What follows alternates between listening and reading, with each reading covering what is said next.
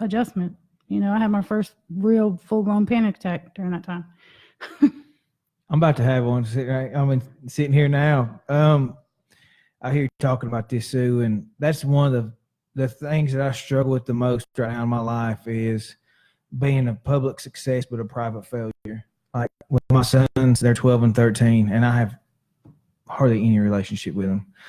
And so being able to get out here, being in the community and so, visible to everybody, and everybody looking at me, and then I can't reach my boys. Yeah.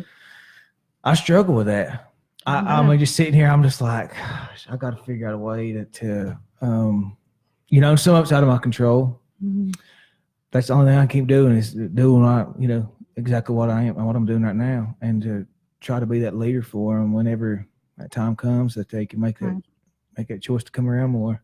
For real, that's the thing that I struggle with the most in my life right now is not being able to reach my boys. I've never heard you talk about it. I haven't either. That's I tell you, me and Caitlin talk about this all the time. Like, man, it sucks. That's my biggest fear, being a private failure, not being the dad that I know that I can be. Is it realistic of you to say that it's a private failure when you're actually you are taking steps?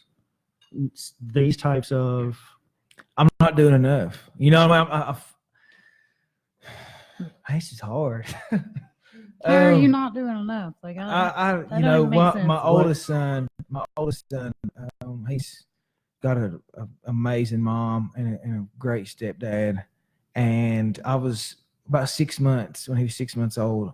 I was, full blown in my addiction and everything, and so I was never around for anything. And he holds some animosity towards me. I don't know how to bridge that gap. I don't know how to break down that barrier. I don't know. So it's that rebellious teenager that's not willing to forgive you for your past actions. That's the biggest barrier. I don't know. I've never got a really chance to talk to him. There's some other stuff going on there that I don't want to say. But he does ask questions about me. I know that. I've had several people come up and tell me that he's asking about me. Well, I'm assuming he still lives in Cherokee. Yeah, he goes to the school up there. It's hard. It would be impossible for him not to know what you're doing. Right? Yeah. Right. Yeah. That's why he asked questions. That's why he's asking questions. Yeah. My youngest son, he's always on video games and stuff like that. I actually have joint custody of him. We don't have much of a relationship, though. His mom just got out of jail. She's doing really well in recovery. Proud of her. But, yeah, I just don't have much of a relationship with him, and I don't know how to get to bridge that gap. I don't know. Well, Sue, what was the process like in healing those wounds? Because your daughters were a little bit older, too. So I still have that struggle with my oldest. Like, we were apart so many years that when we came back together, I didn't know who she was and she didn't know who I was. And it was probably even difficult. You don't even know how to be a mother, right? Yeah. That was gone for so long. Yeah. So during that first year was hard to find that balance. Like, I'm not their buddy, I'm not their friend. Now I am a mom to them, and how do I provide effective discipline, or not let them walk all over me, but at the same time not feed into that guilt that I had for leaving them all them years. It was a struggle, and like I said, even with my oldest right now, it's still, we don't have that really close connection because it feels like we're two different people, and we didn't grow up together. So I don't really know who she is, and she don't know who I am, but we work on it very slowly. Mm-hmm. With my youngest, like I said, I was in and out of her life pretty consistently. And so we did get to grow together separately, Mm-hmm. So that relationship's a little bit different, but just hang in there. Like in time, it will happen. It has to. You're their father. One of the things that's really bothered me the most with my oldest son is he's actually came up to me and asked if he could change his last name. Dang. So you've seen him out, you've had contact with him? Yeah. Some that I feel like there's some animosity there between his mother and the way. Influence from her? Yeah. Mhm. Yeah. But I mean, as a Christian, I know God's going to restore them relationships, and I just got to keep pressing forward and doing the work that I'm doing, and it's going to happen. Yeah. It's going to happen. I believe that. I'm sitting here doubting. What am I talking about? I ain't going to doubt That's right, no that. doubt. You've been doing this for 18 months, Yeah. this recovery thing, Mm-hmm. right? That's right. And you've accomplished a lot in 18 months. And you're the dude.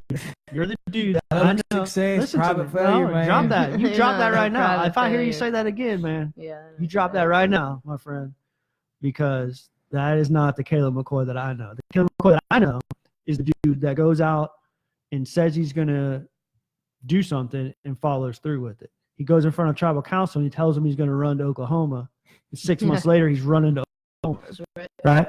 He comes on this podcast and Preach says it. he's going to run the Pacific Coast Trail. Next July, we're running the Pacific Coast Trail. That's right. You have the power to begin very, like Sue said, very slowly mending those relationships, earning his trust, asking for his forgiveness, asking for her forgiveness. You know what I mean? Those are powerful, powerful actions that he might not recognize right now. And I'm not a father, so I don't know any type of advice that I could give, but I just know from people and working with people, those are powerful experiences. You accept responsibility for your actions directly to whoever, him, her, any of them. You accept full responsibility for your actions and ask him for forgiveness, right? That's one thing I haven't done. Yeah. When it's time, when it's appropriate, when it's appropriate to do that, that's powerful, man. That's really powerful. Well, I coached my youngest boy in basketball last year, and I'm going to coach him again this year, so we'll have a lot of time There you go. to bond and stuff. I don't know if he likes me coaching him because I'm hard on him, but and he played the same position that I did, so I'm just like, Shocker. I don't believe that. Shoot. Man. Yeah. Oh, yeah. He's tough. He's a tough coach. well, last year I was having to get the other coach to come in. I'm like, you deal with him. I can't handle him right now. I expect so much out of him.